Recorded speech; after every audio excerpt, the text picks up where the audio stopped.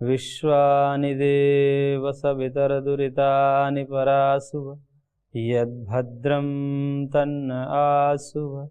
ॐ सहना भवतु सहनौ भुनक्तु सह वीर्यं करवावहै तेजस्विनावधीतमस्तु मा विद्विषावहै।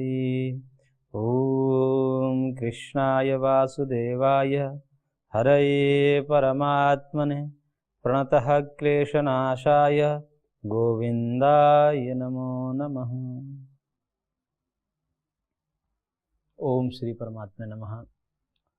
श्रीमद्भगवद्गीतामृतम ज्ञान विज्ञान योग नामक 7वें अध्याय पर हम चर्चा कर रहे थे, जिसमें भगवान ने अपने दो प्रकार की विभूति प्रकृति, जिसे परा प्रकृति और अपरा प्रकृति कह करके संबोधित किया, जिसमें अपरा प्रकृति को जिसे मूल प्रकृति कहते हैं, त्रिगुण माया भी जिसे कहते हैं, उसको अपरा प्रकृति में थोड़ी सी निकृष्ट कोटि में रखा, क्योंकि ये बदलने वाली है, परिणामिनी है, सुख दुख मोहात्मिका है, त्रिगुणात्मिका है, इस कारण से उसको अपरा कहा। और जो जीव रूपी जो प्रकृति है उसको परा प्रकृति कहा, श्रेष्ठ प्रकृति कहा, क्योंकि वो विशुद्ध होता है, वह अपरिणामी होता है, चेतन होता है, इस कारण से। और फिर भगवान ने अपने विभूति का वर्णन करते हुए, क्योंकि ज्ञान विज्ञान है यहाँ पर, तो मत्तः परतरम नान्यत् किंचिदस्ति धनंजय मयि सर्वविदं प्रोतम सूत्रे मणिगणा इव, यहाँ से लेकर के कि मेरे से अन्य कुछ नहीं है इस जगत में। जैसे मणियाँ सूत में गुथी हुई होती है, ऐसा ही समस्त जगत मेरे में गुथा हुआ है, मेरे से आश्रित है। इसी को वर्णन करते हुए जो है भगवान ने रसो अमप्सु कौन्तेय प्रभास्मि शशिसूरयोः प्रणव सर्ववेदेषु शब्दखे पौरुषम नृणु, यहाँ से लेकर के हमने और 12-13 सूत्र श्लोक तक पढ़ा था।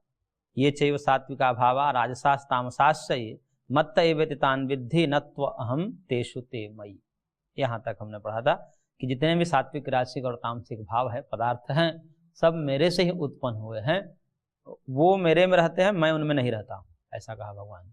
अर्थात वो मेरे बस में रहते हैं, मेरे अधिष्ठान से, मेरे नियंत्रण में रह करके उनकी उत्पत्ति होती है, लेकिन मैं उनके नियंत्रण में नहीं रहता हूं, ऐसा भगवान ने कहा। अब 13 नंबर श्लोक में हमने विगत कक्षा में कुछ पढ़ा था, वहीं से आज हम आगे बढ़ते हैं, जिसमें भगवान ने कहा कि त्रिभिर्गुणमयी ही भावई ही ये भी सर्वमिदं जगत मोहितम नाभिजानाति मामेभ्य परमव्यय। का भगवान के गुणमयी ही ये भी त्रिभी भावई ही, ये जो 3 गुण हैं सत्व रज तम, इन तीनों गुणों के जो भाव हैं, और उन्हीं तीनों गुणों के भावों से, यानी कि सुख दुख और मोह, यही है त्रिगुण के धर्म जो है, सुख दुख और मोह है, सुख दुख मोहात्मक। इसी सुख दुख और मोह से सर्वम जगत मोहितम, सारा जगत मोहित हो रखा है। यानी कि प्रकृति जो भगवान की माया शक्ति है, ब्रह्म शक्ति रेव प्रकृति ही, ऐसा शास्त्रों में कहा कि भगवान की शक्ति जो है वही प्रकृति है। यहाँ पर परा प्रकृति अपरा प्रकृति तो कह ही दिया, तो वो शक्ति विशेष है, भगवान की शक्ति है, और उसी भगवान की शक्ति त्रिगुणात्मिका माया से सारा जगत मोहित हो रखा है। और मोहित होने के कारण एभ्यः परम माम अव्यक्तम न भी जानाति, इन त्रिगुण से परे भी कोई तत्व है, इस माया से परे भी कोई तत्व है, उस मुझ परम अव्यक्त तत्व, अविनाशी तत्व को ये माया से मोहित जीव, पूरा जगत को ही यहाँ पर भगवान ने कहा, क्योंकि बिरले ही मनुष्य हैं जो, भगवान ने पूर्व में ही कहा कि मनुष्य नाम सहस्रेषु कश्चित् यतति सिद्ध है, कि कोई हजारों में से बिरला ही एक होगा जो सिद्ध होता है, उन सिद्धों में से कोई एक बिरला ही मेरे को जान पाता है। तो इस कारण से भगवान ने यहाँ पर सारे जगत को मोहित बता दिया। उसका सारा जगत मोहित नहीं रहता, उसमें से कुछ जो भक्त हैं, भगवान की कृपा जिन पर होती है, वो इन्हीं माया से ऊपर उठ जाते हैं। उसी की बात आगे भगवान कहेंगे। लेकिन जो सारा जगत मोह से वशीभूत है, माया के वशीभूत होने के कारण माया से अतीत मायापति को नहीं जान पाता। इसलिए कह रहे हैं भगवान कि मेरे को नहीं जान पाता, यानी कि मैं भी इनके पीछे कुछ एक तत्व हूं, सबके अधिष्ठाता, सर्वेश्वर, सर्वाधार के रूप में उस मुझ अविनाशी परम श्रेष्ठ तत्व को नहीं जान पाता, माया से वशीभूत होने के कारण। और उसी को भगवान आगे 14 नंबर श्लोक में कह रहे हैं कि दैवी ही यशा गुणमयी मम माया दुरत्यया मामे वये प्रपद्यन्ते माया में ताम तरन्ति ते। बहुत ही बढ़िया श्लोक है। और भगवान कह रहे हैं कि ऐसा दैवी गुणमयी मम माया दुरत्यया, ये जो गुणमयी मेरी माया है, दैवी है, माया देवी है, ये दुरत्यया बहुत कठिनता के साथ पार करने योग्य है, यानी कि इसे पार करना ही बहुत दुष्कर है। इस प्रकार की माया है। तो ये मेरी, ये भगवती माया शक्ति है जो मेरी ही विभूति है, और ये बड़ी ही दुस्तर है, इसको पार करना बड़ा ही कठिन है। परंतु इस कठिन माया को भी पार करने में वो समर्थ हो जाता है। कौन? तो भगवान करेंगे माम एव प्रपद्यन्ते, जो मेरे शरण में आते हैं, मेरे शरणागत को प्राप्त होते हैं, मेरा भजन करते हैं, वह मायाम तरन्ति थे, वे सारे लोग इन माया को, एताम मायाम तरन्ति थे, वे लोग इस माया को पार कर जाते हैं। वस्तुतः माया बड़ी जो है चित्त को और व्यक्ति को इंद्रियों के गुलाम बना करके और जो है विषयों के अधीन करके जगत में डालने वाले, सुख दुख मोह में डाल करके और जन्म मरण के बंधन में डालने वाली होती है, बड़ी प्रबल होती है माया। और ये माया जो भगवान की शक्ति है, देवी है, भगवती है, ये बड़ी ही दुष्कर है। इसलिए इसको पार करना खिलवाड़ बात नहीं है। जो भी इसे पार करने का प्रयास किया अपने बल पर, वो चूर चूर हो गया, पार नहीं कर पाया। इसलिए अपने पुरुषार्थ से माया को पार नहीं किया जा सकता है। अपने पुरुषार्थ से ये किया जा सकता है कि थोड़ा बहुत हम अपने वासनाओं को कमजोर तो कर सकते हैं, परंतु माया से अतीत नहीं हो सकते, त्रिगुणातीत नहीं हो सकते। त्रिगुणातीत तो भगवान की कृपा से ही हो जाए। इसलिए माया का अतिक्रमण करना, माया से पार जाना, माया के प्रलोभनों से पार जाना, ये भगवत कृपा के अतिरिक्त और कोई मार्ग नहीं। इसलिए कहते हैं कि माया से पार जाना अथवा मोक्ष को प्राप्त करना या भगवत प्राप्ति करना, ये सब पुरुषार्थ साध्य नहीं है, अपितु कृपा साध्य है। जिन पर कृपा हो जाती है वह सहजता से ही पार लग जाते हैं, और जिन पर कृपा नहीं होती है वो चाह कर भी पार नहीं कर सकते। इसलिए इस माया शक्ति जो भगवती है, ये बड़ी ही दुरत्यया। इसलिए एक और बात कही जाती है कि ज्ञानी नाम अपि चेतांसी देवी भगवती हिसा बलाद मोहाय आकृष्य महामाया पर्यच्छति। दुर्गा सप्तशती में कहा गया कि जो भगवती माया शक्ति है, ये ज्ञानियों के भी चित्त को हरण कर लेती है। जो बड़े बड़े ज्ञानी हैं, उन ज्ञानियों के भी चित्त को हरण करके उनको मोह में डाल देती है। बड़े बड़े ज्ञानी लोग गिरे हुए हैं, बहुत बड़े विद्वान, बहुत बड़े पढ़े लिखे लोग, जो तत्व अतत्व के चिंतन करने में, विमर्श करने में निष्णात थे, ऐसे तपस्वियों ज्ञानियों के भी चित्त को हरण करके मोह में डाल देती है, और फिर माया में गिर जाते हैं, लपटा जाते हैं। तो कह रहे हैं कि ये भगवती शक्ति जो है, ये सामान्य बस की बात नहीं है। इसलिए इनके सामने तो नतमस्तक होकर के ही पार किया जा सकता है। इनसे जो है कोई चैलेंज करके पार कर जाए कि मैं माया से पार चला जाऊंगा, मुझको ये माया कुछ नहीं कर सकती, इस प्रकार के पाखंड से, इस प्रकार के दंभ से कोई आज तक पार नहीं कर पाया है। इसलिए ये इस भगवती को इसलिए जो कहते हैं कि ये माया क्या है, तो कहते हैं कि माया बड़ी ठगिनी है। ऐसे करके माया को उपेक्षा करके और माया को गाली दे करके कोई नहीं पार हो पाया है। इसलिए माया ठगनी नहीं है, माया भगवान की शक्ति है, वह माँ है। उस माँ के सामने नतमस्तक होकर के ही उन्हीं के कृपा से पार किया जा सकता है। ये जो काम क्रोध लोभ मोह क्या है, सब ये माया के ही विस्तार हैं। ये भगवती माया शक्ति ही अनेक रूपों में काम क्रोध लोभ मोह के रूप में अपना विस्तार करती है, जीव के अंतःकरण में रहती है और सबको फंसाए रखती है।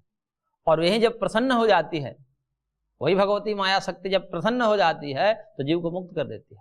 सांख्य शास्त्र में इसको बहुत बढ़िया से वर्णन किया गया है और वहां पर कहा गया है कि ये प्रकृति जो माया शक्ति है भगवती, ये 7 रूपों में जीवों को बांधती है। रूप ही सप्तभिरात्मान बदनाति कोशकारवत विमोचेति एकेन रूपेण। 7 रूपों में ये प्रकृति जो है भगवती जीव को बांधती है। और जब वही प्रकृति जब प्रसन्न हो जाती है तो अपने एक रूप, 8 रूप होते हैं उसके, उन एक रूप से मुक्त कर देती है जीव को। बांधती भी वही है प्रकृति, मुक्त भी वही करती है। इसलिए बंधन होना और मुक्ति होना ये दोनों प्रकृति के धर्म हैं। जीव तो नित्य मुक्त है। सांख्य सिद्धांत के अनुसार जीव को नित्य मुक्त माना जाता है। नित्य शुद्ध बुद्ध मुक्त स्वभाव से तद्योगाद्यते, इस सूत्र के अनुसार वो नित्य मुक्त है। तो नित्य मुक्त का मतलब उसका बंधन नहीं है। तो बंधन किसका है? तो फिर कहते हैं प्रकृति का ही बंधन है। प्रकृति अपने आप को 7 रूप में बांधती है कोशकार के समान। कोशकार मतलब होता है रेशम का कीड़ा। रेशम का कीड़ा जैसे अपने ही ऊपर जो है रेशे फेंक करके अपने को पैक कर लेता है, बांध लेता है, और ऐसे फिर एक जगह से छेद करता है और वहीं से अपने आप को मुक्त कर देता है, निकाल देता है। ऐसे ही प्रकृति के जो 8 स्वरूप है उनसे 7 स्वरूपों में जीव को बांधती हैं, जिसमें धर्म है, अज्ञान है, अधर्म है, वैराग्य है, अवैराग्य है, ऐश्वर्य है, अनैश्वर्य है। तो 7 भावों में जो है प्रकृति जीव को बांधती है। और वही प्रकृति जो है भगवती प्रसन्न हो जाती है तो ज्ञान रूप में ज्ञान कराकर जीव को मुक्त कर देती है। मानो अपने को छुड़ा लेती है। अपने को छुड़ा ले, जैसे बंधन है तो बंधन तो प्रकृति का ही होता है। ये स्थूल शरीर है, सूक्ष्म शरीर है, कारण शरीर है, ये सब जो है क्या है? बंधन है, आवरण लगा हुआ है। जैसे कोश है, पंचकोश है, अन्नमय कोश, प्राणमय कोश, मनोमय कोश, विज्ञानमय कोश, आनंदमय कोश। ये सब कोश क्या है? उस आत्मा पर एक आवरण है। आत्मा इन पंचकोशों के आवरण में बंधा हुआ है और ये आवरण टूट जाए, हट जाए, ये आवरण सब किसका है? भगवती प्रकृति शक्ति का ही आवरण है, उसी का विस्तार है, माया का ही विस्तार है पंचकोश के रूप में। वह भगवती माया जो है पंचकोशों को तोड़ देती है, हटा लेती है अपना स्वरूप। जब हटा ले तो जीव मुक्त। इसलिए उन्हीं की कृपा से, उस भगवती माया माता है, उस माँ की कृपा से ही हो सकता है। वो माँ क्या है यहाँ पर? वो माँ तो ऐसे कहेंगे माँ तो यहाँ पर जड़ है, क्योंकि सांख्य शास्त्र में प्रकृति को जड़ कहा गया, अचेतन कहा गया, और पुरुष जो है वो चेतन है। लेकिन यहाँ पर जिसको शास्त्रों में कल्पना किया गया है भगवती शक्ति के रूप में, वो जड़ केवल नहीं है, वो जड़ नहीं है, अपितु जड़ की अधिष्ठात्री है। त्रिगुणात्मिका जो प्रकृति है, जो जड़ है, उस जड़ की अधिष्ठात्री जो देवी के रूप में जिसको देखा गया है, भगवती के रूप में देखा गया है, वो चेतन है। और वो क्या है? तो वो जो ब्रह्म तत्व है, वो ब्रह्म तत्व ही जब प्रकृति से युक्त होता है तो जगत करता है। वो ब्रह्म जो चेतन तत्व है, वह प्रकृति से जब युक्त होता है, माया शक्ति से युक्त होता है, तो वो जगत का कर्ता होता है। और वही जो है उस प्रकृति का अधिष्ठाता हो जाता है। तो एक नियम है कि हम अपने भावना के अनुकूल अपने इष्ट को किसी भी रूप में देख सकते हैं। त्वमेव माता च पिता त्वमेव बंधुश्च सखा। हम उसको माता के रूप में देख सकते हैं, पिता के रूप में देख सकते हैं। जब उस इष्ट देव को, ब्रह्म तत्व को हम माता के रूप में देखते हैं, तो वही चेतन तत्व जब त्रिगुणात्मिका माया का अधिष्ठाता होता है तो हम उसको माँ के रूप में देखते हैं, तो वो अधिष्ठात्री हो जाती है, वही भगवती हो जाती है। तो कोई विलग नहीं है, एक ही तत्व है। तो उसी को अब कोई भगवती के रूप में देख रहा है, क्योंकि हमारा इष्ट है, किसी रूप में हम देख सकते हैं। भगवान पूर्व में भी कह चुके हैं, ये था माम प्रपद्यन्ते तांस तथैव भजाम्यहम्। हम जो जिस रूप में हमको देखना चाहता है, भजन करता है, मैं उसको उसी रूप में प्राप्त हो जाता हूं। तो उसी को भगवती शक्ति कह दीजिए, उसी को पुरुष शक्ति कह दीजिए, चेतन शक्ति कह दीजिए, कोई अंतर नहीं पड़ने वाला है। इसलिए आगे भगवान कहेंगे, ये बहुत ही बढ़िया अभी प्रसंग चल रहा है। तो इसलिए वहां भी यही बात कही गई है कि उस भगवती जो माया शक्ति है, उनके कृपा के बिना ये मुक्त नहीं हुआ जा सकता। बड़े बड़े ज्ञानियों के चित्त को भी मोहित करके और उनको माया में डाल दी है। बड़े बड़े तपस्वी गिरे हुए हैं, तप भंग हुआ है उनका, उनका ज्ञान तिरोहित हुआ है। बड़े बड़े नारद जैसे बड़े बड़े विद्वान व्यक्ति को भगवान की माया ही शक्ति जो है भ्रमित कर देती। इसलिए भगवान के सामने तो नतमस्तक होकर के ही कि दैन्य भाव से कि भाई कृपा करके आप ही कर दो, हम तो असमर्थ हैं, हम तो जो है माया में गिरने वाले ही लोग हैं, लपटाने वाले ही लोग हैं, इसलिए आप कृपा करके, अब असमर्थ हैं हम त्यागने में, हम काम क्रोध लोभ आदि त्यागने में असमर्थ है, इसलिए ऐसी कोई कृपा आप ही करो कि मैं छूट जाऊं। मैं तो नहीं छूट पा रहा, मैं असमर्थ हूं, मैं देख लिया, मैं बहुत करके देख लिया, परंतु समर्थ नहीं हो पा रहा हूं। आप ऐसी कोई कृपा करें कि मैं इससे पार चला। तो इस दैन्य भाव से ही भगवान की कृपा होती है। और फिर भगवान जब कृपा करते हैं तब वो मामे वही प्रपद्यन्ते माया में ताम तरन्ति ते, जब वो मेरे शरण में आता है, दैन्य भाव में आता है, तब वो माया को पार कर जाता है। माया में एताम तरन्ति ते, माया का अतिक्रमण करके और फिर अपने स्वरूप में प्रतिष्ठित हो जाता है। माया का अतिक्रमण का मतलब पहले तो ये काम क्रोध लोभ और ये जो विषय हैं, सांसारिक विषय हैं, इन विषय के आकर्षण से मुक्त होना, फिर देह भाव से ऊपर उठना, इंद्रियों से ऊपर उठना, मन से ऊपर उठना, बुद्धि से ऊपर उठना, अहंकार से ऊपर उठ करके फिर स्वरूप में प्रतिष्ठा। ये लंबा प्रोसेस है। वहां तक जाने के लिए अपार बल की आवश्यकता होती है, अपार धैर्य की आवश्यकता होती है, और सबसे बड़ी बात भगवत कृपा की आवश्यकता होती है। क्योंकि भगवत कृपा के बिना धैर्य भी टूट जाएगा, अभ्यास भी खंडित हो जाएगा, वो बल और वेग भी प्राप्त नहीं होगा। इसलिए भगवान से ही ऐसा कामना करते हैं और कि आप ऐसा बल और वेग प्रदान करो जिससे हम इस मोह के चंगुल से हम ऊपर उठ पाए। तो इसलिए भगवान कहे कि है तो दुरत्यय, दुष्कर है, इसको पार करना कठिन है, परंतु पार किया जा सकता है। एक उपाय बताएं कि मेरे ही कृपा से पार किया जा सकता है, और कोई उपाय नहीं है। जो मेरे शरणागत हो जाते हैं, मेरा भजन करते हैं, वो इसको पार कर जाते हैं। और इससे विपरीत कौन है? तो उसके लिए भगवान कह रहे हैं, न माम दुष्कृतिनो मूढ़ा प्रपद्यन्ते नराधमाः मायया प्रहत ज्ञाना आसुरम भावमाश्रिताः। करें कि माया अपहृत ज्ञानाः आसुरम आश्रिताः नराधमा। ये कैसे लोग हैं? तो जिनके माया के द्वारा जिनका चित्त अपहृत हो गया है, चित्त जिनका जो है माया के द्वारा हरण कर लिया गया है। माया क्या कर लेती है? चित्त को हरण कर लेती है। और माया के द्वारा जिनके चित्त और जिनका ज्ञान अपहृत हो चुका है, ऐसे आसुरम, ये कैसे लोग होते हैं? असुर लोग होते हैं, आसुर स्वभाव वाले। माया से अपहृत ज्ञान क्या होगा? यानी कि लोभ क्रोध मोह में युक्त होगा। लोभ क्रोध और मोह में जो रमा हुआ है, वो व्यक्ति समझिए कि उसका ज्ञान माया से अपहृत हो गया है। क्योंकि लोभ क्रोध मोह से हट करके और फिर निस्वार्थ भाव से सब में समत्व देखते हुए, सब में एक ही आत्म तत्व है, उस एक आत्म तत्व में एकत्व दृष्टि का आधान करके और फिर सेवा का काम करना, निष्काम कर्मयोग संपादित करना, ये माइक बुद्धि से नहीं हो सकता। जो माइक बुद्धि है, माया की बुद्धि है, उससे नहीं हो सकता। तो जो लोभ क्रोध और मोह से युक्त है, ऐसा व्यक्ति का समझना चाहिए ज्ञान माया से अपहृत है, हरित है, हरण किया गया है। तो ऐसे आसुर स्वभाव वाले जो नराधम हैं, नरों में अधम है, ऐसे नराधम कहा भगवान ने, बड़े कठोर शब्द का प्रयोग किया। दुष्कृतिना, दुष्कृतिना मतलब दुष्कर्म करने वाले, दुराचरण करने वाले। ऐसे लोग यदि लोभ क्रोध मोह से युक्त होंगे तो क्या करेंगे? उल्टा कर्म करें, पाप कर्म करेंगे। क्योंकि लोभ के कारण कुछ भी करेंगे, ये न के न प्रकार उनकी लोभ की सिद्धि होवे, ऐसा प्रयत्न करेंगे। क्रोध में है तो क्रोध की पूर्ति के लिए वो मारेंगे ही किसी प्रकार से उसका अहित करेंगे।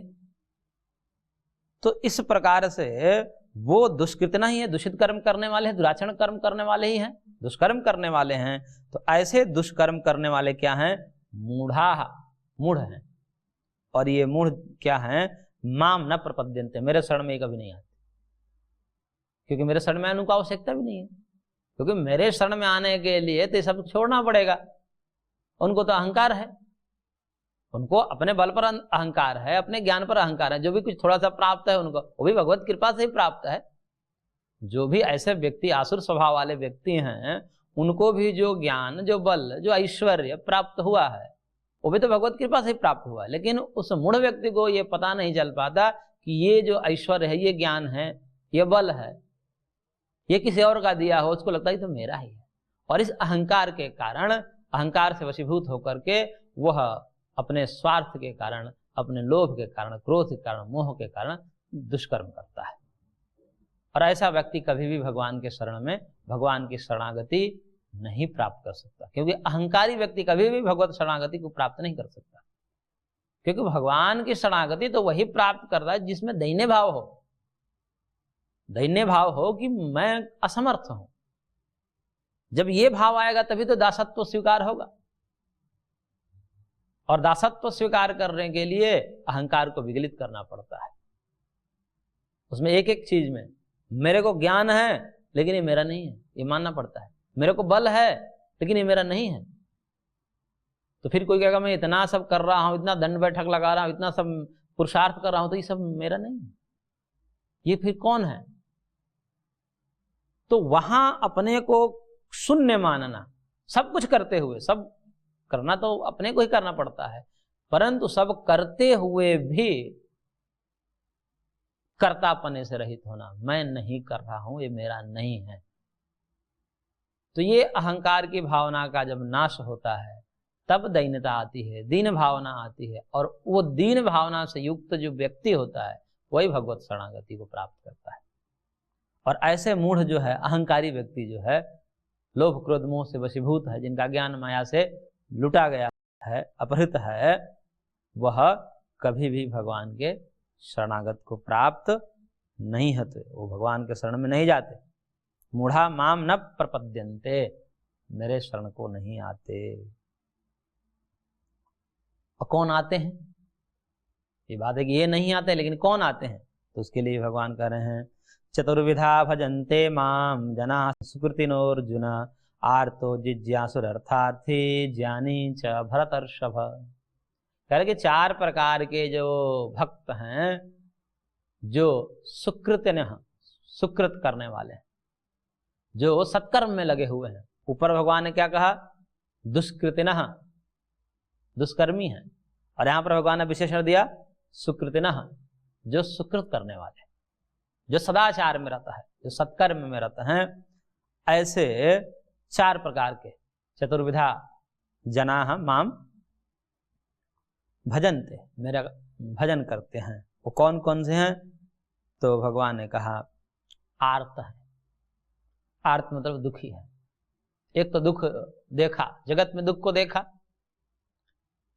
और उस दुख को देख करके फिर उनके अंदर से एक आर्त भावना, एक दीन भावना, एक दैन्य भाव, बचा लो प्रभु, मैं भी मरूंगा। और इस जो